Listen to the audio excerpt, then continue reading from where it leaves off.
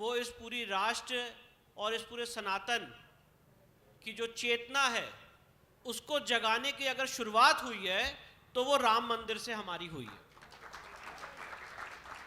अभी इस देश में बहुत सारे कार्यक्रम पूर्व में हुए हैं और आगे आने वाले समय में भी बहुत सारे कार्यक्रम इस देश में होंगे, पर एक वकील के रूप में और एक राम मंदिर के आंदोलन से जब नारे लगते थे बच्चा बच्चा राम का, जन्मभूमि के काम का, सौगंध राम की खाते हैं, मंदिर वहीं बनाएंगे, वहाँ से लेके जो 9 नवंबर 2019 की जर्नी है जब सुप्रीम कोर्ट ने अपना जजमेंट सुनाया, मैं ऐसा मानता हूँ कि जो 22 जनवरी 2024 को जब हमारे प्रभु श्री राम की प्राण प्रतिष्ठा हुई, ना उससे बड़ा कार्यक्रम कोई इस विश्व में, इस ब्रह्मांड में हो सकता है और ना कभी आगे होगा।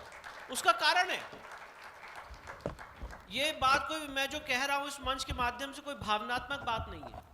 वो जो 84 सेकेंड्स का पल था जब प्राण प्रतिष्ठा की गई उस मूर्ति में जो हमारे प्रभु श्री राम की बनाई गई, इसका पूरा शास्त्रिक महत्व है कि हमारे प्रभु श्री राम में प्राण प्रतिष्ठित किए गए और आवाहन करके उस मूर्ति को प्राण प्रतिष्ठा की गई।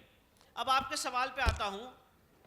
सबसे महत्वपूर्ण बात यह है, मैं आज इस नागपुर बुक फेस्टिवल के माध्यम से आप सारे लोगों से पूछना चाहता हूं। मेरा सवाल पूछने का मतलब ये नहीं है कि मैं आप लोग से कोई एक अलग हम में से यहाँ पे जितने लोग हैं हाथ उठा के बताइएगा कितने लोगों ने, और आपके सवाल का जवाब भी उसी में छुपा हुआ है, कितने लोगों ने राम मंदिर का जो सुप्रीम कोर्ट का फैसला है शब्द बाय शब्द पढ़ा है। बहुत कम लोग हैं, जिसमें मैं लॉ स्टूडेंट्स भी देख रहा हूँ, बहुत कम लोग हैं जिन्होंने राम मंदिर का फैसला शब्द बाय शब्द, वर्ड बाय वर्ड, शुरू से लेके एंड तक पढ़ा है। अब आप ये समझिए कि राम मंदिर का जो पूरा केस है, ये पूरी एक सनातन समाज की, हमारे पूरे सिविलाइजेशन की एक जर्नी है, एक यात्रा है, 20 पीढ़ियां जिसमें खप गई, और हम और आप बहुत भाग्यशाली हैं कि हमें ये जजमेंट, ये निर्णय देखने को मिला है। अब राम मंदिर का जो जजमेंट है, इसमें बहुत सारे महत्वपूर्ण पहलू छुपे हुए हैं जो आगे काशी मथुरा की राह को क्लियर कर रहे हैं। वो कॉन्सेप्ट्स मैं बताना चाहता हूं। सबसे पहला कॉन्सेप्ट ये है कि जो हमारे, आपको ये समझना पड़ेगा कि जो कॉन्सेप्ट होता है एक टेम्पल का, एक मंदिर का, वो कॉन्सेप्ट एक चर्च या एक मॉस्क या किसी और जगह से टोटली भिन्न है। वो एक प्रेयर हॉल हो सकता है, पर जो हमारा मंदिर होता है वो जागृत स्थान होता है, और हिंदू देवता की जो संरचना है, जो एक प्राण प्रतिष्ठित या स्वयंभू देवता या स्थान की जो संरचना है, ये तीन जो मैंने आपको बात रखी, प्राण प्रतिष्ठित देवी देवता, स्वयंभू और स्थान खुद में जो देवता होता है, ये तीन कंसेप्ट्स राम मंदिर के केस में बहुत अच्छे से समझाए गए हैं। जैसे फॉर एग्जांपल हम लोग कामदगिरी पर्वत की परिक्रमा करते हैं, तो वहां पे पर्वत की परिक्रमा करने से पर्वत खुद में डेटी का रूप, देवता का रूप ले लेते हैं। हम माँ गंगा की पूजा करते हैं, माँ गंगा स्वयं में जब आप उनकी पूजा करते हैं तो एक डिविनिटी का फॉर्म आ जाता है, जहां पे स्वयंभू रूप में देवता प्रकट हुए। अभी फॉर एग्जांपल मैं आपके नागपुर से 70 किलोमीटर दूर जाम सावली मंदिर गया था, जहां लेटे हुए हनुमान जी विश्राम कर रहे हैं, उन्हीं का सिंदूर अभी मेरे हाथों में है। तो वहां पे क्या है कि वहां पे दिव्यता है और वहां पे स्वयंभू रूप में ईश्वर प्रकट है, और एक होता है जहां पे आपने प्राण प्रतिष्ठा की। तो सुप्रीम कोर्ट ने अपने जजमेंट में लिखा है कि अगर आप मंदिर तोड़ देते हैं, डिस्ट्रॉय कर देते हैं, मूर्ति तोड़ देते हैं, तो मंदिर तोड़ देने से, मूर्ति तोड़ देने से देवता का अस्तित्व समाप्त नहीं होता है। अगर एक बार मंदिर की संरचना हो जाती है तो समय के अंत तक मंदिर की रहती है। और ये कंसेप्ट, ये जो लीगल जुरिस्प्रूडेंस, इसलिए मैं सारे अपने जो युवा साथी उनसे बोलना चाहता हूं कि सुप्रीम कोर्ट के जजमेंट को, इतना बड़ा जजमेंट आया है, और मैं सुप्रीम कोर्ट में एप्लीकेशन मैंने दी हुई है, उसको और एग्रेसिवली हम परस्यू करेंगे कि राम मंदिर का जजमेंट अलग अलग भाषाओं में, हिंदी भाषा में, मराठी भाषा में, तमिल भाषा में, सारी भाषाओं में इसका ट्रांसलेशन करके लोगों तक पहुंचाया जाए। इसके लिए आप अगर किताब भी सरल भाषा में बना सकते हैं तो इसको बनाइए। तो ये जो कंसेप्ट है, जिसमें हमारे पराशरन साहब ने बहस की थी, उन्होंने तमिलनाडु के एक चिदम्बरम मंदिर का उदाहरण दिया था जहां पे देवता नहीं है, मूर्ति नहीं है, और पर्दा लगा हुआ है, और हर 5 मिनट में पर्दा हटाया जाता है, कर्टन्स हटाए जाते हैं, और वहां पे पूजा हो रही है देवता की इनविजिबल फॉर्म में, अप्रत्यक्ष रूप में देवता की पूजा हो रही है। अब ये सारी बातें मैंने इसलिए बताई क्योंकि ज्ञानव्यापी और मथुरा श्री कृष्ण जन्मभूमि का जो केस है, मैं यहाँ वकील के रूप में अपनी बात रखना चाहता हूँ। वो कोई भावनात्मक लड़ाई हो सकती है सोशल लेवल पे, पर अगर उसको एक लीगल चश्मे से, लीगल पहलू से देखें, तो मैं बहुत दृढ़ता से, स्पष्टता से कहना चाहता हूं कि इसके लिए हमारे पास इतना एविडेंस है कि इन सारे केसेस में इस समय हम जीत की दहलीज पे खड़े हुए हैं। सिर्फ और सिर्फ हमको ये चाहिए कि इसका पूरा ट्रायल खुल जाए। अब उसके लिए आप देखिए, सबसे इंपॉर्टेंट बात, ये हमारी पूरी ट्रेनिंग राम मंदिर के केस में हुई। अगर आप काशी विश्वनाथ का इतिहास उठा के देखेंगे तो जस्टिस रामास्वामी ने अपने जजमेंट में 1997 6 SCC पेज 404, ये काशी विश्वनाथ के केस के नाम से फेमस है, उसमें जस्टिस रामास्वामी ने पैरा 1 में अपने जजमेंट में लिखा हुआ है कि इस देश में 12 ज्योतिर्लिंग हैं, उन 12 ज्योतिर्लिंग में से 5 ज्योतिर्लिंग स्वयंभू हैं, और उन 5 स्वयंभू ज्योतिर्लिंग में जो सबसे पहला ज्योतिर्लिंग है वो आदि विश्वेश्वर का ज्योतिर्लिंग है, जो ज्ञानव्यापी में वाराणसी में स्थित है। ये मैं नहीं कह रहा हूं, सुप्रीम कोर्ट ने अपने जजमेंट में लिखा है। तो अगर सनातन समाज की बात की जाए और आध्यात्मिक दृष्टिकोण से बात की जाए और शास्त्रिक नियम की बात की जाए, तो ज्ञानव्यापी का जो केंद्र है वो 5 कोस का, उस 5 कोस के केंद्र को अविमुक्त क्षेत्र कहते हैं। और हमारे सनातन समाज के लिए cradle of civilization, mother of civilization, हमारी अगर जननी है, कोई जन्म भूमि है, वो ज्ञानव्यापी है, जहां से हम सब लोगों की उत्पत्ति हुई है। उत्पत्ति का, सृष्टि की उत्पत्ति का केंद्र है वो ज्ञानव्यापी है। और इस जीवन मरण के चक्र से जो वहां के जल का आचमन करता है, उसको जीवन मरण के चक्र से मुक्ति का ज्ञान मिलता है। इतनी महत्वपूर्ण स्थल है जिसका वर्णन शास्त्रों में हुआ है। अब सवाल यह आता है कि क्या यहां पे मंदिर तोड़ा गया, इसके क्या कोई प्रमाण है, क्या कोई इसके हिस्टोरिकल रिकॉर्ड है?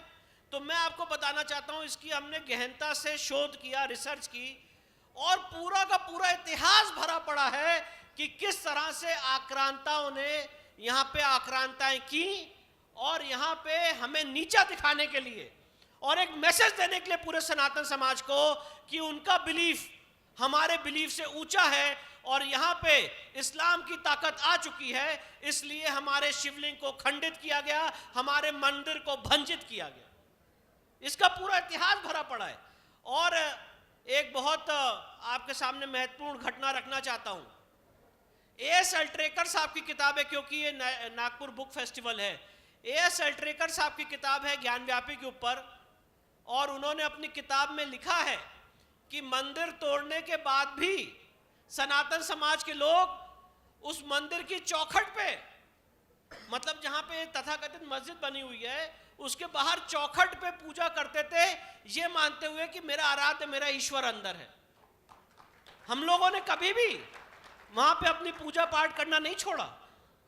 और आज जब इन सारी रिसर्च के माध्यम से, राणा पीवी सिंह की इसमें किताब है, A.S. अल्ट्रेकर की किताब है, जो काशी का, वाराणसी का इतिहास है, भरा पड़ा है। ये सारी बातें हमने अपने सूट में वर्णित की, और उसके बाद हमने वहाँ पे एप्लीकेशन लगाई कि यहाँ पे एडवोकेट कमीशन के द्वारा सर्वे किया जाए। यहाँ पे लॉ के क्षेत्र से भी लोग आते हैं। CPC में ऑर्डर 26 रूल 9 में व्यवस्था है कि कोर्ट, अगर सिविल कोर्ट चाहे तो किसी भी परिसर में एडवोकेट कमीशन के माध्यम से सर्वे करके एक रिपोर्ट मंगा सकती है कि वहाँ पे इस समय मौके की वस्तुस्थिति क्या है। तो जब एडवोकेट कमीशन का सर्वे हुआ, मुझे आज भी वो दिन और डेट्स याद हैं, 6 और 7 मई 2022 और 14, 15 और 16 मई 2022। 16 मई 2022 सोमवार का बुद्ध पूर्णिमा का दिन था, जब इस तथाकथित ज्ञानव्यापी मस्जिद के एकदम मध्य में, जहां पे वजू टैंक है, उसके बीचों बीच, जिस पे वजू हो रहा था, थूका जा रहा था, हाथ पैर धोए जा रहे थे, वहां पे हमें भव्य शिवलिंग की प्राप्ति हुई। और उसी दिन ईश्वर की अनुकंपा रही कि वहां पे वजू करने का आदेश जो था वो बंद हुआ, रोका गया। ये आदेश सुप्रीम कोर्ट से भी कंफर्म हुआ। और देखिए कितना बड़ा संजोग है कि जब ये एक आदेश दिया गया था, एक सारे लोगों से अपील की जा रही थी कि प्रभु श्री राम कि राम मंदिर की इस समय प्राण प्रतिष्ठा होने जा रही है, देश में सारे मंदिर साफ किए जाएं। कितना बड़ा ईश्वरीय संजोग था कि 22 जनवरी को प्राण प्रतिष्ठा होनी थी। मैं डेट के साथ बता रहा हूं, 19 जनवरी को उस ज्ञान व्यापी के वजू टैंक की, जहां पे हमारे आदि विश्वेश्वर का शिवलिंग है, सुप्रीम कोर्ट के ऑर्डर से उसकी भी साफ सफाई और पूरी चीजें हुई। अब देखिए वहां पे आपको शिवलिंग मिला, बहुत बड़ा अचीवमेंट था हमारे लिए। पूरी की पूरी पश्चिमी दीवार ज्ञान व्यापी परिसर की ये चीख चीख के कह रही है कि ये नागर शैली से बना हुआ एक हिंदू मंदिर है। उसके नीचे जब हम तहखाने में गए, संस्कृत के लिखे हुए श्लोक, कटी कटी हिंदू देवी देवताओं की मूर्तियां, हिंदू मंदिर के खंबे, ये सारी बातें हम लोगों को मिली और उसके बाद हमने कोर्ट में ये बातें कोर्ट के रिकॉर्ड में रखी। अब ये पहली डिग्री का इन्वेस्टिगेशन था। इसके बाद और एक सेकंड डिग्री का इन्वेस्टिगेशन होता है जिसे कहते हैं साइंटिफिक इन्वेस्टिगेशन, और इसकी व्यवस्था है ऑर्डर 26 रूल 10A, सीपीसी की ऑर्डर 26 रूल 10A में। और कोर्ट को यह अधिकार है कि साइंटिफिक इन्वेस्टिगेशन के लिए कोर्ट कमीशन जारी कर सकता है। आप देखिए कितनी बड़ा अचंबा हुआ कि 15 दिन के अंतराल में 21 जुलाई से लेके 4 अगस्त तक हम 3 कोर्ट से एएसआई सर्वे का आदेश जीते, और वहां पे 90 दिन का एएसआई सर्वे हुआ, और एएसआई ने इतनी भयंकर रिपोर्ट दी है जो हम सारे लोगों को पढ़नी चाहिए। एएसआई ने इस बार राम मंदिर की तरह नहीं, बिना लाग लपेट के स्पष्ट रूप से कहा है कि ये पूरा जो परिसर है ये एक हिंदू मंदिर का परिसर है। ये साइंटिफिक रिसर्च की रिपोर्ट है। उसमें जो उसकी डिटेल्स है, निटी-ग्रिटीज है, उनको क्या खंबे मिले, क्या सभ्यताएं मिली, और बिना खुदाई किए, बिना डिगिंग किए, सिर्फ मॉडर्न टेक्निक्स के माध्यम से एएसआई ने ये रिपोर्ट दी। और इस समय मैं ये स्पष्ट रूप से कहना चाहता हूं कि ज्ञान व्यापी के केस में हम लोग जीत की दहलीज पे खड़े हुए हैं। इस समय जो हम लोगों के सामने सबसे बड़ी चुनौती है वो एक नैरेटिव वॉर करी जा रही है। जैसे अभी आपने देखा कि कल ही एक भाषण, एक विवादित बयान आया सुप्रीम कोर्ट और व्यवस्था के ऊपर, मैं उसमें नहीं जाना चाहता हूं, पर इस समय यह दिक्कत आ रही है कि आप कह रहे हैं प्लेसेस ऑफ वर्शिप एक्ट से केस बार्ड है। ज्ञान व्यापी के केस में मैं आपको बताना चाहता हूं 12 सितंबर 2022 को यह होल्ड हो चुका है कि यहां पे प्लेसेस ऑफ वर्शिप एक्ट लागू नहीं होता। 31 मई 2023 को जस्टिस जे मुनीर साहब का फैसला है जिसमें उन्होंने होल्ड किया कि यहाँ पे प्लेसेस ऑफ वर्शिप एक्ट लागू नहीं होता। मामला सुप्रीम कोर्ट गया, सुप्रीम कोर्ट ने इन दोनों फैसलों पे रोक नहीं लगाई, वहां पे लंबित है। और उसके बाद अचानक से 12 दिसंबर 2024 को इन सारे केसेस पे रोक लगा दी गई, जिसकी वजह से आज मैटर आगे नहीं बढ़ पा रहा है। जो आपका प्रश्न है कि क्या है हमारा, इसी तरह से मथुरा श्री कृष्ण जन्मभूमि में भी भारी रिसर्च है शास्त्रिक मंदिर तोड़ने की, और स्पष्ट रूप से हम रिकॉर्ड पे ये साबित कर चुके हैं कि वो पूरा परिसर 13.37 एकड़ जमीन भगवान कृष्ण में विराजमान थी। अगर आज भी वहां पे मॉडर्न टेक्निक से सर्वे किया जाएगा तो मैं ये दावे के साथ कहना चाहता हूं इस मंच के माध्यम से कि कंस का कारागार जहां पे हमारे प्रभु श्री हमारे आराध्य वासुदेव ने जन्म लिया था वो वहीं पे मिलेगा। योगेश्वर श्री कृष्ण ने जन्म लिया था वो वहीं पे मिलेगा। पर इस समय वो सारे जो उसमें द्वंद्व फंद हैं वो सारे द्वंद्व फंद चल रहे हैं, और मेरे को कोई शर्म नहीं है बताने में कि 12 दिसंबर 2024 को जमीयत उलमा हिंद की याचिका के आधार पे प्लेसेस ऑफ वर्शिप एक्ट का बिना कोई इंटरप्रिटेशन किए हुए संभल के केस के बाद अचानक से इन सारे केसेस पे रोक लगा दी गई, और उसके स्टे वेकेशन के लिए हम सुप्रीम कोर्ट गए हुए हैं, और हमें उम्मीद है कि ये स्टे हटेगा और इन सारे केसेस में काशी और मथुरा में ट्रायल होगा, और सनातन समाज जो आपका प्रश्न है वहां से अंत नहीं होगा। दोबारा इस देश में धर्म की संस्थापना का मार्ग प्रशस्त होगा। देखिए हमारे प्रधानमंत्री जी ने पार्लियामेंट में सेंगोल की स्थापना की। पवित्र सेंगोल की स्थापना करना पार्लियामेंट में एक बहुत बड़ा दिन था। सेंगोल की स्थापना करने का मतलब है कि उन्होंने धर्म की स्थापना पार्लियामेंट में की। उसी तरह से मैं ये बात कहना चाहता हूं कि जिस दिन, जैसे अभी इस समय राम मंदिर के ऊपर धर्म ध्वजा लहरा रही है, केसरिया ध्वजा इस समय राम मंदिर पे लहरा रही है, और सारा सनातन समाज उसको देख के ललायित हो रहा है, प्रफुल्लित हो रहा है। जिस दिन ज्ञान व्यापी और मथुरा श्री कृष्ण जन्मभूमि मुक्त होगी, इस देश में धर्म का राज, राम राज्य स्थापित होने का मार्ग भारी मात्रा में प्रशस्त हो जाएगा। इसीलिए ये लड़ाई हमारे लिए बहुत महत्वपूर्ण है। सर ने क्यों मथुरा काशी आवश्यक है उसका तो बहुत अच्छा उत्तर दिया। सर मेरा एक दूसरा प्रश्न आपसे ये है कि 1885 में राम जन्मभूमि को न्याय दिलाने का जो काम महंत रघुवर दास जी ने प्रारंभ किया था, उसे न्याय मिलते मिलते 2019 आ गया। तो अब सवाल यह उठता है कि मथुरा काशी को न्याय के लिए और कब तक इंतजार करना होगा, और क्या कानूनी एकमात्र रास्ता है काशी और मथुरा के विवाद को न्याय दिलाने का? देखिए, मैं ये बताना चाहता हूँ कि अगर आप इसको वर्ल्ड पर्सपेक्टिव में देखें तो जिन लोगों ने आज सेकुलर वर्ड इंट्रोड्यूस किया और सेकुलरिज्म का हमें ज्ञान दे रहे हैं, आज वो सारी सभ्यताएं इस समय जेरूसलम के लैंड के लिए इस समय वो डिस्प्यूट लड़ रही हैं, और पिछले 2000 सालों में जेरूसलम का डिस्प्यूट सॉल्व नहीं हो पाया। ये बात मैं कोई भाषण नहीं दे रहा हूँ, ये पूरी हिस्टोरिकल बात है जो मैं कह रहा हूँ कि जेरूसलम का डिस्प्यूट आज तक कोई कोर्ट सॉल्व नहीं कर पाई है। ये सिर्फ और सिर्फ इंडियन जुडिशरी के अंदर ताकत थी, इस देश की न्यायपालिका के अंदर ताकत थी कि जो 1528 में बाबर ने कुकित्र किया, आज 9 नवंबर 2019 को उसको मेट के वहां पे राम मंदिर का मार्ग प्रशस्त किया गया है। और इसीलिए मैं बात कहना चाहता हूं कि काशी विश्वनाथ, मथुरा श्री कृष्ण जन्मभूमि, इन दोनों लड़ाइयों का जो मार्ग है वो कानूनी मार्ग से ही प्रशस्त हो सकता है। उसका कारण है कि सनातन संस्कृति, सनातन समाज हमेशा वाद प्रतिवाद और संवाद में विश्वास रखता है। हमारे पास हमारे केस के फैक्ट्स हैं, हमारे पास हमारे केस के एविडेंसेस हैं। हम दूसरे व्यक्ति को भी न्योता दे रहे हैं कि आप भी आइए, तर्क के मैदान में आइए, आप अपने फैक्ट्स रखिए। अगर वहाँ पे एक सही ढंग से कोई स्ट्रक्चर बनाया गया है बिना कोई मंदिर को तोड़ के, तो उसको कोर्ट में प्रूफ करिए, साइंस के आधार पे प्रूफ करिए, हिस्टोरिकल रिकॉर्ड्स के आधार पे प्रूफ करिए, और अगर वो प्रूफ कर ले जाते हैं तो उनकी विक्ट्री होगी। अगर हम अपने तर्कों में आगे निकलते हैं तो हमारी विक्ट्री होगी। यही तो सबसे सुंदर डेमोक्रेटिक प्रोसेस है। नो वन इज आस्किंग, कोई ये नहीं कह रहा है कि हम ज्ञान व्यापी के लिए, मथुरा श्री कृष्ण जन्मभूमि के लिए कानून हाथ में लेंगे या चक्का जाम करेंगे। ये देश, ये व्यवस्था, ये पूरा संविधान, आज जितने लोग हैं ये हमारे द्वारा रचित है। इसके खिलाफ हम लोग जाके या इंस्टीट्यूशन के खिलाफ जाके काम नहीं कर सकते। उस मर्यादा के अंदर रह के अपनी बात तर्क से, एविडेंसेस के आधार पे रख सकते हैं, सॉल्व कर सकते हैं। राम मंदिर इसका जीता जागता उदाहरण है। और मैं आपको बहुत संक्षिप्त में बता रहा हूं कि काशी और मथुरा के लिए इतनी एम्पल एविडेंसेस है कि कोर्ट में ये केस फुल प्रूफ केस है, इसमें कोई डिफिकल्टी नहीं है, कहीं भी हमारा कोई वीक पॉइंट नहीं है। इसीलिए हम ये चाहते हैं कि इसका ट्रायल हो और कोर्ट के माध्यम से इसका न्यायिक मार्ग प्रशस्त हो।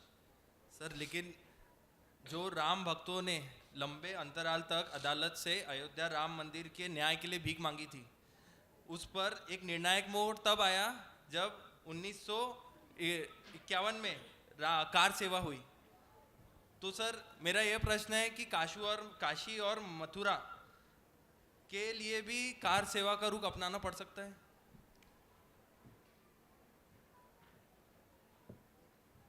देखिए, मैं राम मंदिर के आंदोलन से बहुत ही शैशव अवस्था में, बहुत ही यंग एज से जुड़ा रहा, और मैं आपको बताऊं एक अलग आपके सामने पर्सपेक्टिव रख रहा हूं। हो सकता है मेरी बात को ज़रा इसको अलग ढंग से लीजिएगा। सब लोग ये कहते हैं 6 दिसंबर 1992 को कार सेवा कर दी हिंदू समाज के लोगों ने, पर कोई इस बात की गहराई में नहीं जाना चाहता है, उन कारणों में नहीं जाना चाहता है कि 6 दिसंबर 1992 की घटना उत्पन्न क्यों हुई। आप जान के हैरान हो जाएंगे, जस्टिस के.एम. पांडे साहब थे जिन्होंने 9 नवंबर 1989 को, डेट के साथ आपको बता रहा हूं, 9 नवंबर 1989 को जस्टिस के.एम. पांडे जो डिस्ट्रिक्ट जज थे फैजाबाद के, जो आज का अयोध्या है, उन्होंने वहां पे ताला खोलने के आदेश दिए थे और उसके बाद वहां पे पूजा पाठ हुई थी। 2 फरवरी 1986 को उन्होंने ताला खोलने के आदेश दिए थे और 9 नवंबर को वहाँ पे शिलान्यास हुआ था। तो जब जस्टिस के.एम. पांडे ने वहाँ पे ताला खोलने के आदेश दिए थे और वो डिस्ट्रिक्ट जज थे फैजाबाद के, उनका प्रमोशन ड्यू था टू दी हाई कोर्ट, क्योंकि डिस्ट्रिक्ट जज जनरली हाई कोर्ट जाते हैं।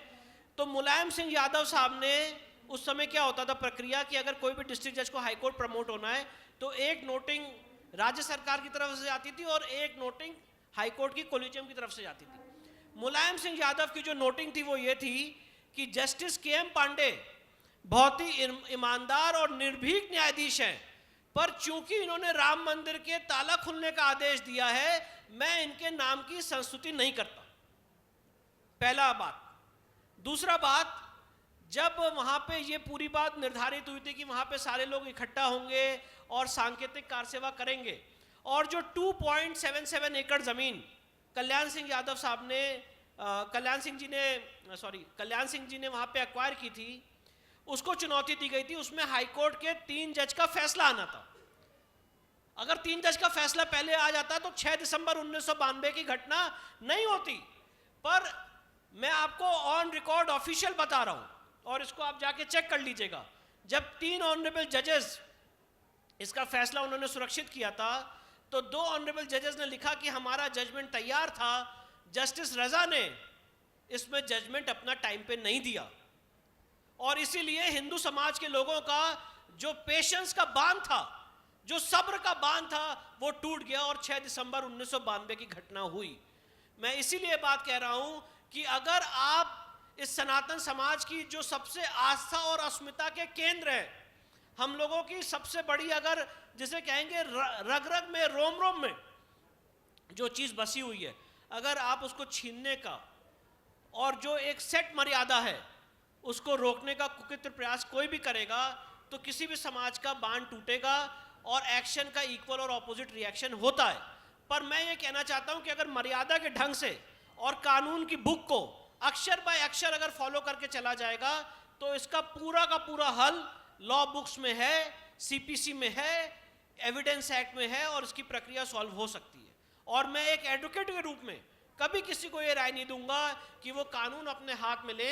कानूनी प्रक्रिया फॉलो करके हम उसको सॉल्व कर सकते हैं। और आपकी बात सही है जो आपने प्रश्न पूछा, पर इसका पूरा का पूरा हल एक लीगल रूप में हम इसको कर सकते हैं। सर मैं ये बात इसलिए कह रहा हूँ, जुडिशरी इन्फ्लुएंस क्यों होती है? अभी रिसेंटली सुप्रीम कोर्ट ने स्ट्रीट डॉग्स के ऊपर एक जजमेंट पास निकाला था, तो जिसका विरोध बहुत हुआ था लोगों ने।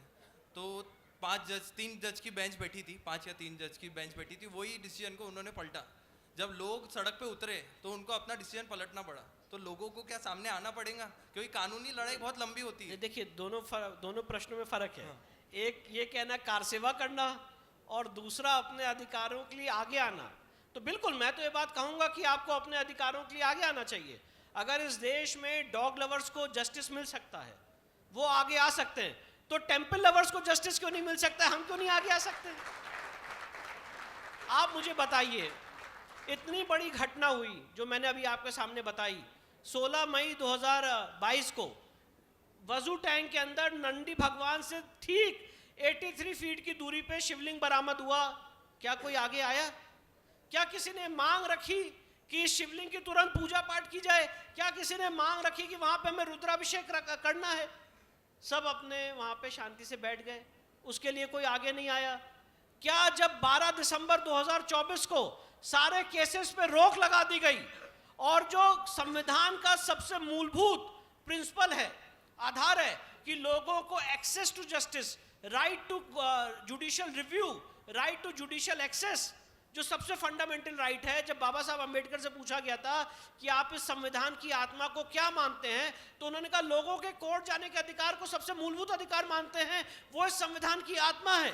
जब 12 दिसंबर 2024 को उसको छीन लिया गया, मैं जब लोगों के बीच में जाता हूं तो कितने लोगों को पता ही नहीं है कि इन सारे केसेस में रोक लग चुकी है।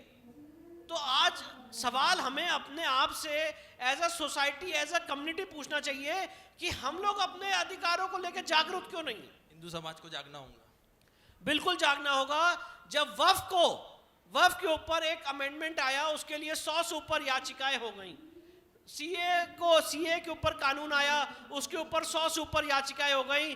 तो राम मंदिर की तरह क्यों नहीं काशी विश्वनाथ, मथुरा श्री कृष्ण जन्मभूमि के लिए अलग अलग याचिकाएं कोर्ट में आप लोग प्रविष्ट कर सकते हैं। और सारे लोगों को मैं ये कहूंगा कि इसको एक जन आंदोलन बना के शांतिपूर्ण ढंग से इन सारे केसेस को अपने निर्णायक दौर तक हमें पहुंचाना चाहिए। सर मुसलमान तो आपका विरोध करते ही हैं, पर कई हिंदू भी हैं जो यह सोचते हैं कि यदि ऐतिहासिक अन्याय सिद्ध हो तो क्या उन्हें सुधारा जाना चाहिए या सामाजिक स्थिरता के लिए वैसे ही छोड़ देना चाहिए, जिससे समाज में कोई नया तनाव पैदा ना हो? अच्छा देखिए, अगर ये जो प्रश्न है, तो अगर ऐसी बात है तो फिर महाराणा प्रताप ने जो लड़ाई लड़ी वो तो व्यर्थ लड़ी। क्यों लड़ी महाराणा प्रताप ने लड़ाई? भाई उन्होंने घास की रोटी क्यों खाई? क्या जरूरत थी? अकबर की गुलामी सह लेनी चाहिए थी। सामाजिक ताना बाना क्यों बिगाड़ा उन्होंने? अगर यही बात है तो छत्रपति श्री शिवाजी महाराज ने जो अपने धर्म के लिए आहुति दी वो भी गलत दी, नहीं देनी चाहिए थी। औरंगजेब के सामने झुक जाना चाहिए था। अगर यही बात है तो धर्मवीर संभाजी महाराज ने जो अपने प्राणों की आहुति दी वो नहीं देनी चाहिए थी। सामाजिक ताना बाना बिगड़ जाएगा। अगर आप किसी आदमी के सामने उसका जनेऊ नोच रहे हो, उसके शिवलिंग के ऊपर वजू कर रहे हो, कटी कटी मूर्तियों पे थूक रहे हो, यज्ञ कुंड में थूक रहे हो, संस्कृत की ऋचाएं मिटा रहे हो, और उसको अगर कोई आदमी लीगली रोकना चाहता है तो आप कहते हो सामाजिक ताना बाना बिगड़ जाएगा। तो डू हेल्प विद सामाजिक ताना बाना। भाई क्या हमें कोई अस्मिता से, डिग्निटी से, अपनी डिग्निटी से जीने का अधिकार नहीं है? क्या जो भोजशाला में आप यज्ञ कुंड में थूक रहे हो उसको होने दें, और जो संस्कृत की ऋचाएं मिटा रहे हो उसको होने दें? उसके लिए आवाज ना उठाएं? कोई लीगल भी आवाज ना उठाए? तो अगर ये सारी बातें, तो आजादी क्यों नहीं थी? फिर ब्रिटिश गवर्नमेंट के अच्छे वो सब सही चल रहा था, उनके खिलाफ लड़ाई लड़ना भी सामाजिक ताना बाना बिगाड़ना था। ये जो जितने लोग ये सारे भ्रम फैला रहे हैं उनका कारण मैं आपको बता रहा हूं, क्योंकि ये जानते हैं कि कोर्ट में ये लोग नहीं टिक पाएंगे। एविडेंसेस पे हम लोग बहुत स्ट्रांग हैं, इसीलिए बात कर रहे हैं। आज संभल में अगर आज वहां पे सर्वे हो जाए, सारी बात खुल के समझ में आ जाएगी सामने कि वहां पे कैसे हमारा हरिहर मंदिर, जहां पे ईश्वर को प्रकट होना है, कल की अवतार होना है, वो उसी का केंद्र है। पर आप जैसी आवाज उठाओगे कहेंगे कि ये यहाँ के सेकुलर स्ट्रक्चर को बिगाड़ रहे हैं। सेकुलर स्ट्रक्चर क्या, ये भी नहीं बताया। तो ये सिर्फ और सिर्फ एक भ्रामक बातें हैं, और ये सिर्फ और सिर्फ समाज को एक कायरता की तरफ ढकेलने वाली बातें हैं। ये हिंदू समाज राम मंदिर की स्थापना के बाद इस समय जाग चुका है, और सनातन समाज अपना जो हक है वो लेके रहेगा। इस देश का बंटवारा धर्म के आधार पे हुआ था, और जब धर्म के आधार पे इस देश का बंटवारा हुआ था, आज ये संविधान आया है, तो संवैधानिक मर्यादा के अंदर लीगल तौर से अगर हम अपना हक नहीं ले सकते हैं, अब नहीं बोल सकते हैं, तो फिर कब बोलेंगे? सर मैं आपकी बात से बिल्कुल सहमत हूँ, पर नहीं, आप सहमत मत होइए, आप डेविल्स एडवोकेट प्ले करिए। सर लेकिन आप मुझसे सबसे कठिन आज के जो यूथ है, आज का यूथ क्या सोचता है कि 1990 के दशक में जब ये आंदोलन छिड़े, राम मंदिर का आंदोलन छिड़ा, तो उसके बाद देश ने बहुत अराजकता, बहुत दंगे झेले और बहुत आतंक हुआ, आतंक फैला। पर आज जब भारत विश्व की चौथी सबसे बड़ी अर्थव्यवस्था उभर के निकल रहा है, तो क्या ये धार्मिक विवादों में उलझना कितना देश हित के लिए सही है? आप नागपुर में थोड़े समय पूर्व, कुछ से 1 साल पूर्व नागपुर में दंगे हुए थे, तो नागपुर 1-2 हफ्ते तक बंद रहा था, तो बहुत आर्थिक नुकसान हुआ था। नागपुर का जो मेन एरिया है वहाँ पे आर्थिक नुकसान हुआ था, यही धार्मिक विवादों की वजह से।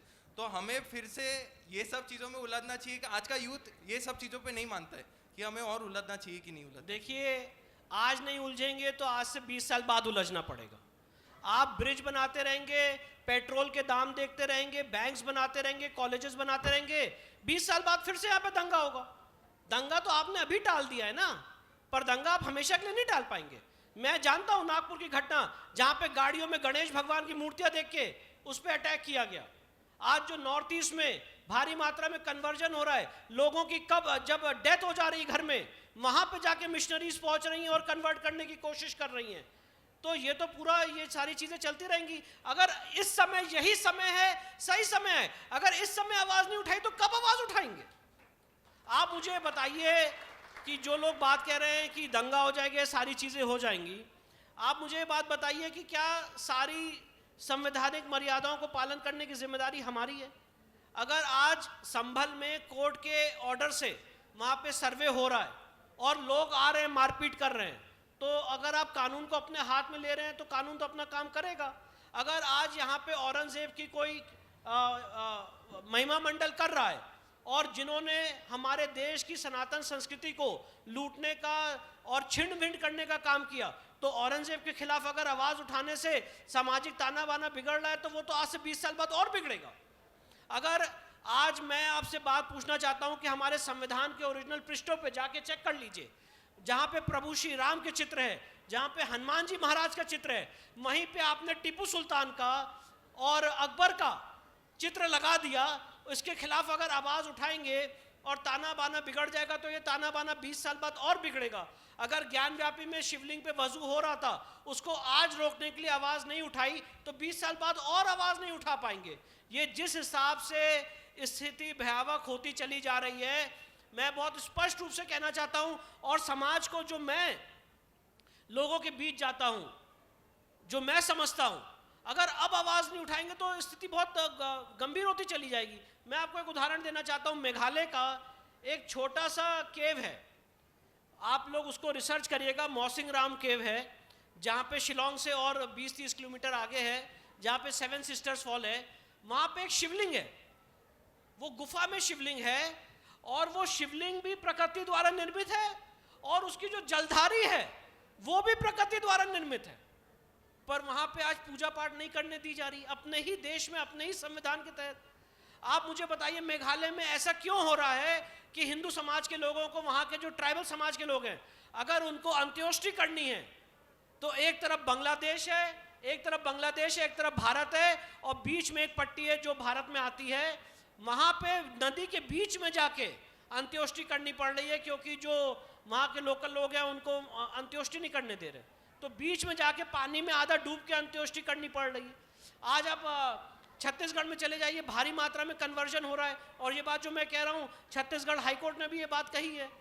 तो अगर इस समय आप अपने अधिकारों के लिए आगे नहीं आएंगे, मैं एक बात स्पष्ट रूप से कहना चाहता हूं, ये देश तब तक सेकुलर है जब तक ये हिंदू बहुल्य है। जिस दिन हिंदू खत्म हो जाएगा यहाँ पे, या माइनॉरिटी में आ जाएगा, ये देश सेकुलर नहीं रहेगा। अगर इसलिए सेकुलर के प्रिंसिपल को भी बचाना है तो यहाँ पे हिंदू समाज को हमेशा बहुसंख्यक रहना पड़ेगा, बहुसंख्यक रहना पड़ेगा। ये सवाल उठाने वाले 100 साल के अंदर अंदर में बुर्का और जालीदार टोपी पहनकर घूमेंगे, और इसी बाबत मैं भी 15 साल से इसी तरह की लड़ाई लड़ रहा हूं। बाकी चाहता हूं इसके बोलने से नहीं। सर, तो मेरा अगला प्रश्न ये है आपसे कि न्यायालय में आपके अनुभव के आधार पर इन मामलों में सबसे बड़ी कानूनी चुनौती क्या है? देखिए इस समय, और मैं चाहता हूं कि यहाँ पे जितने लोग हमारे लॉ क्षेत्र से भी आते हैं इसमें रिसर्च करें। इस समय सबसे बड़ी कानूनी चुनौती, और जिस पे हम लोगों को अध्ययन करना चाहिए और चिंतन मंथन करना चाहिए, वो है places of worship act 1991। Places of worship act 1991 की कॉन्स्टिट्यूशनल वैलिडिटी को मैंने सुप्रीम कोर्ट में चुनौती दे रखी है। उसमें सुप्रीम कोर्ट ने नोटिस भी जारी किया है, पर अभी तक केंद्र सरकार ने उसमें अपना जवाब नहीं दिया है। दूसरा सबसे बड़ी चुनौती है वक्फ एक्ट 1995। मैं ये बहुत स्पष्ट रूप से कहना चाहता हूं कि अभी जो वक्फ अमेंडमेंट एक्ट आया है 2025, ये हम संपूर्ण लड़ाई नहीं जीते हैं, अभी इसमें एक पार्शियल लड़ाई हम जीते हैं।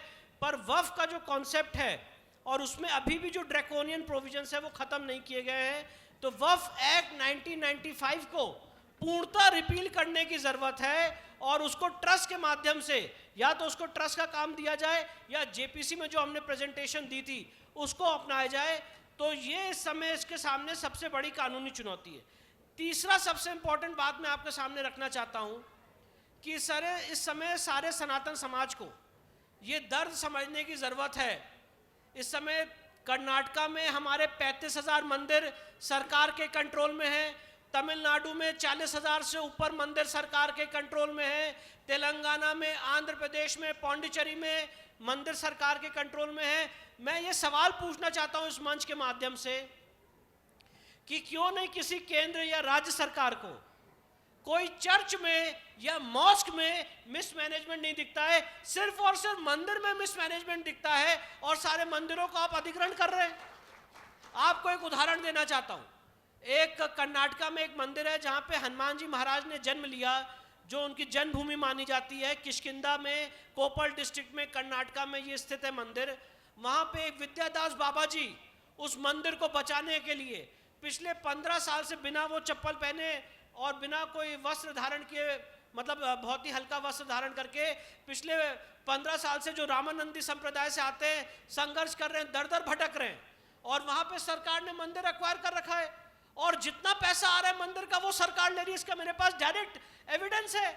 अब आप मुझे बताइए, जो मंदिर जिसमें जहाँ पे डोनेशन नहीं आता है या कम आता है या बहुत ही नेग्लिजिबल आता है, सरकार कभी उस मंदिर को क्यों नहीं एक्वायर करती है? जहाँ पे भारी मात्रा में डोनेशन आता है सिर्फ उन्हीं मंदिरों को एक्वायर किया जाता है। तो इसीलिए हम लोगों को बहुत ज़्यादा ज़रूरत है कि कानूनी रूप से अपने अधिकारों को समझें। प्लेसेस ऑफ वर्शिप एक्ट 1991 के खिलाफ एक निर्णायक लड़ाई इस देश में होनी चाहिए। जब मैं लड़ाई की बात कर रहा हूँ, मतलब एक मेंटल, एक इंटेलेक्चुअल एक एक्सरसाइज होनी चाहिए।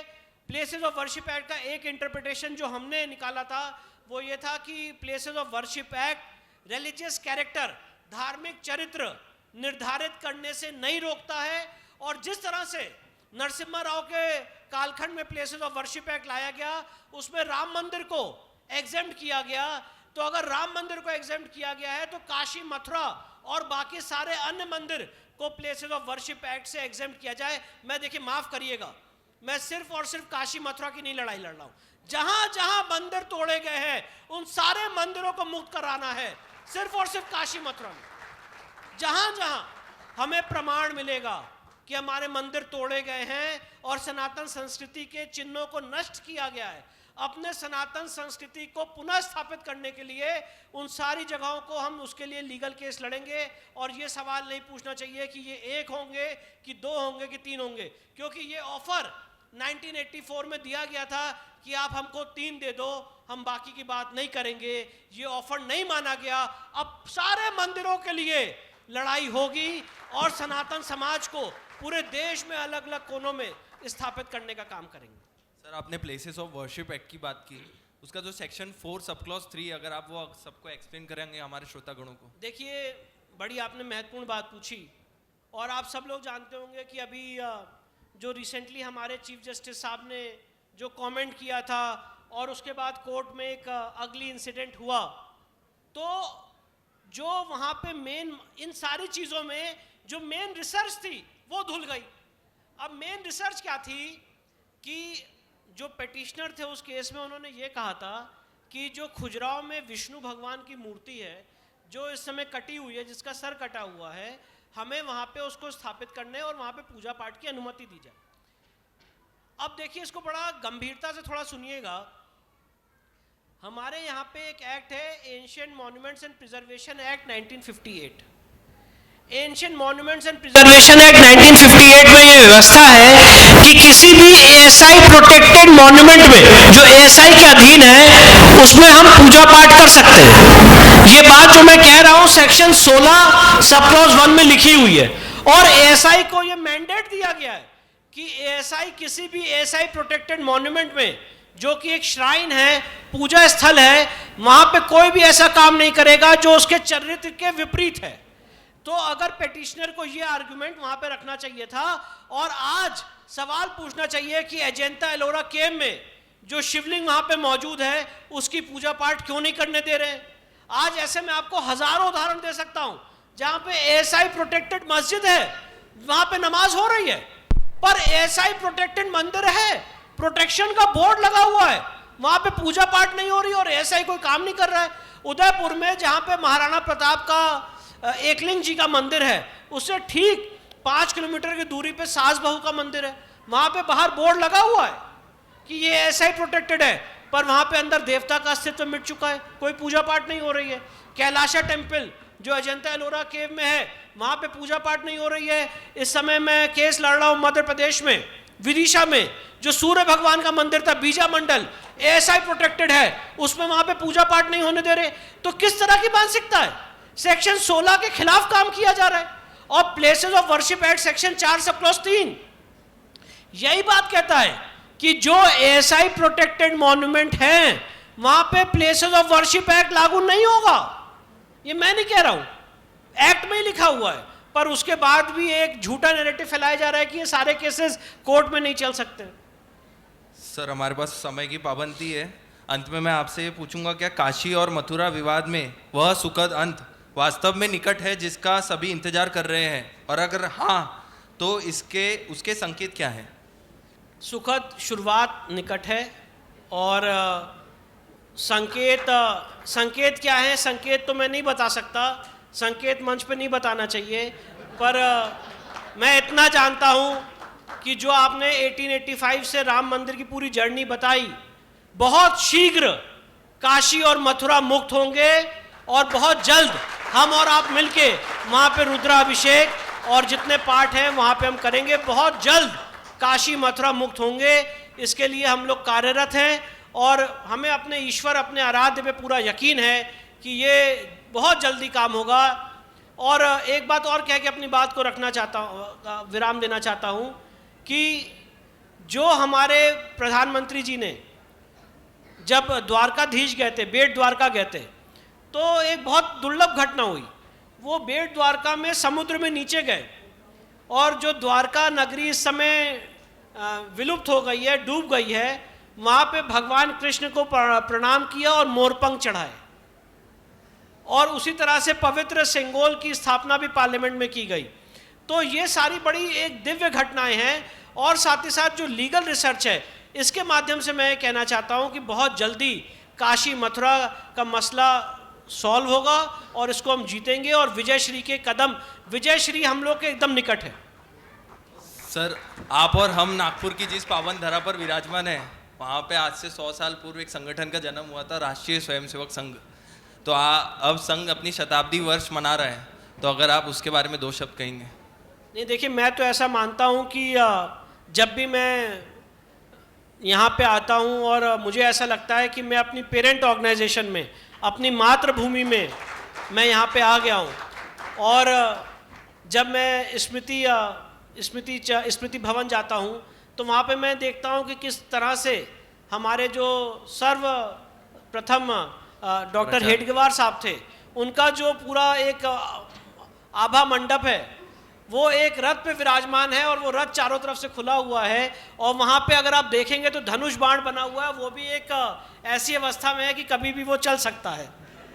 तो मुझे ऐसा लगता है कि जो राष्ट्रीय स्वयंसेवक संघ ने हम जैसे हजारों करोड़ों लोगों के अंदर संस्कार भरे, जो एक कर्तव्य निष्ठा की एक पूरी एक संस्कार है कि आप अपने काम पे फोकस करें। आजकल के इस मटेरियल वर्ल्ड में लोग ये सोचते हैं कि जैसे कि हमारे बात हमेशा कही जाती है कि हम ये काम करेंगे हमें क्या मिलेगा, और जो हमारे यहाँ बात होती है कि हम अपने से क्या कर सकते हैं, और मिलने की भावना को छोड़ के इस सारे सनातन समाज को संगठित करने का अगर किसी ने संस्कार दिया है तो वो राष्ट्रीय स्वयंसेवक संघ ने दिया है। जो यहाँ से एक थॉट प्रोसेस उत्पन्न होता है, चाहे वो बंच ऑफ थॉट्स के माध्यम से हो, गुरु गोवलकर जी का, या अलग अलग ग्रंथों के माध्यम से हो, वो इस पूरे सनातन समाज और देश की धुरी को निर्धारित करता है। इसलिए राष्ट्रीय स्वयंसेवक संघ हम सब लोगों के लिए पूजनीय ऑर्गेनाइजेशन है, हम सब लोगों की मदर ऑर्गेनाइजेशन है,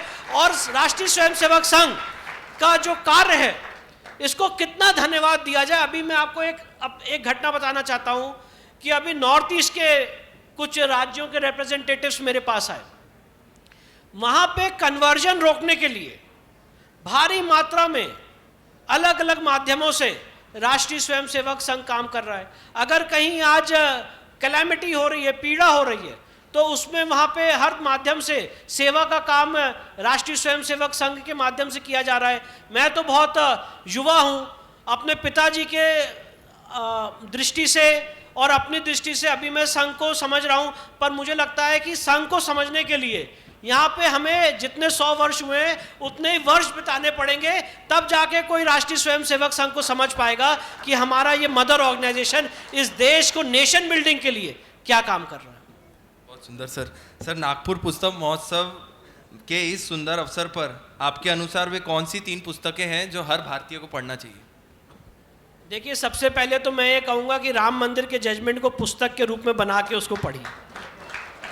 दूसरा सबसे इंपॉर्टेंट बात मैं कहूँगा कि एक प्रखर श्रीवास्तव साहब की किताब है हे राम, उसको हम लोगों को ज़रूर पढ़ना चाहिए। और तीसरा बंच ऑफ थॉट्स जो लिखी गई है उसको पढ़ना चाहिए। इसके साथ साथ जो सिरवई साहब की किताब है कॉन्स्टिट्यूशन पे, जिसमें उन्होंने पूरा ये संवाद और पूरी एक कॉन्स्टिट्यूशनल जर्नी अपने उसमें पूरी अंकित की है कि किस तरह से इस देश का विभाजन हुआ, किसकी क्या क्या उस समय भूमिका थी, इसको भी पढ़ना हम लोगों के लिए बहुत ज़रूरी है। सर अंत में क्या भविष्य में आपकी किसी पुस्तक को पढ़ने का सौभाग्य हमें मिल सकता है, और क्या आप लिखने के क्षेत्र में कदम रखने की कुछ योजना बना रहे हैं? नहीं, मैं अपने पिताजी का जो पूरी एक जर्नी रही, जो उन्होंने अलग अलग माध्यमों से धर्म कार्य किए हैं, इसलिए नहीं कि मैं कोई उनकी यहाँ पे मतलब महिमा मंडल करना चाहता हूँ, पर मुझे ऐसा लगता है कि जो उन्होंने बहुत इम्पोर्टेंट काम सनातन समाज के लिए किए हैं, उसका बेनिफिट सनातन समाज को आगे आने वाले समय में होगा। तो वो जो जर्नी है, वो जो जर्नी जिसने मुझे प्रेरणा दी, वो जो जर्नी है जो बहुत लोगों को प्रेरणा दे रही है, तो जो बहुत इम्पोर्टेंट लीगल क्षेत्र में जो उनके अचीवमेंट्स रहे सनातन समाज के लिए, उस पर मैं किताब लिख रहा हूँ, लेगेसी ऑफ हरिशंकर जैन, और वो पूरी कोशिश है कि अगले 2-3 महीने में प्रकाशित होगी। तो उस पर मेरा काम चल रहा है। धन्यवाद सर। विष्णु जी, आपके स्पष्ट और तथ्यों पर आधारित उत्तरों ने हमारी समझ को और गहरा किया है। काशी और मथुरा विवाद सिर्फ अदालत का विषय नहीं बल्कि ऐतिहासिक न्याय के पुनर्स्थापना का प्रतीक है। हम आशा करते हैं कि सच और न्याय और शांति तीनों मिलकर वह सुखद अंत लेकर आए जिसका राष्ट्र वर्षों से इंतजार कर रहा है। आपके समय और विचारों के लिए मैं जीरो माइल यूथ फाउंडेशन की ओर से आपको हृदय से धन्यवाद करता हूँ। सियावर रामचंद्र की जय।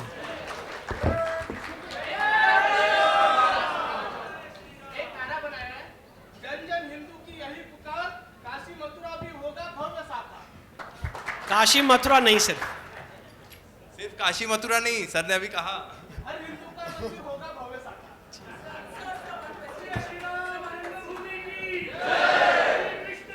सियावर रामचंद्र की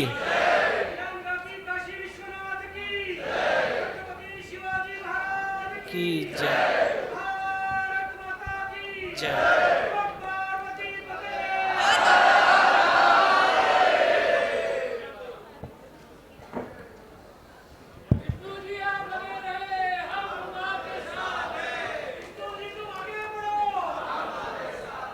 Sir, there is one question. Because we have the very good opportunity of having you in flesh and blood here, could you just tell us what is happening in the Tejo Mahale incident? In Tejo Mahale we want case, to know first-hand from you. In Tejo Mahale case, actually this movie which has been brought, nothing for criticizing the movie, it's a nice movie, पर उसमें and में ये दिखाया गया कि हमारा case dismiss हो गया है, जबकि तेजो महाले पे हमारा सिविल सूट आगरा की कोर्ट में चल रहा है। और मैं आपको बताना चाहता हूं कि उसमें हमने एडवोकेट कमीशन की दरखास्त दी कि ताजमहल का एडवोकेट कमीशन के माध्यम से सर्वे किया जाए। आप जान के हैरान हो जाएंगे, कोर्ट ने कहा कि ताजमहल का एड्रेस जो है वो गलत लिखा है। मतलब ताजमहल को लोकेट करने में कोर्ट को दिक्कत हो रहा है। तो अभी उसकी हम लड़ाई लड़ रहे हैं कि ताजमहल को सही से लोकेट किया जा सके, जबकि उसका सर्वे नंबर हमने, देखिए सीपीसी में थोड़ा मैंने अध्ययन किया है, सीपीसी में अगर आप कोई केस फाइल करते हैं तो सूट प्रॉपर्टी दो तरह से आपको लिखनी होती है, 2 ऑप्शन है। एक है सर्वे नंबर और दूसरा है मीट्स एंड बाउंड्स, कि इसके नॉर्थ में, साउथ में, ईस्ट में, वेस्ट में ये सारी चीज़ें हैं। तो ताजमहल को हमने सर्वे नंबर से डिफाइन किया अपने सूट में, पर कोर्ट कह रही है कि ताजमहल कहाँ लोकेटेड है ये स्पष्ट नहीं है। तो अभी उसकी लड़ाई, उसकी अपील जो है हायर कोर्ट में चल रही है, और जब वो लोकेट हो जाएगा तो वहाँ पे सर्वे होगा, और जब वहाँ पे 27 कमरे खुलेंगे तो वो भी सच्चाई बहुत जल्दी सामने आएगी। ये बहुत बड़ा झूठ फैलाया गया है कि ताजमहल शाहजहां ने बनवाया। जब इसका ट्रायल होगा तो ये स्पष्ट हो जाएगा कि ये शाहजहां द्वारा बनाया हुआ मॉन्यूमेंट नहीं है। सर एक छोट, just one more minute. So what is the historic? Okay, ठीक है।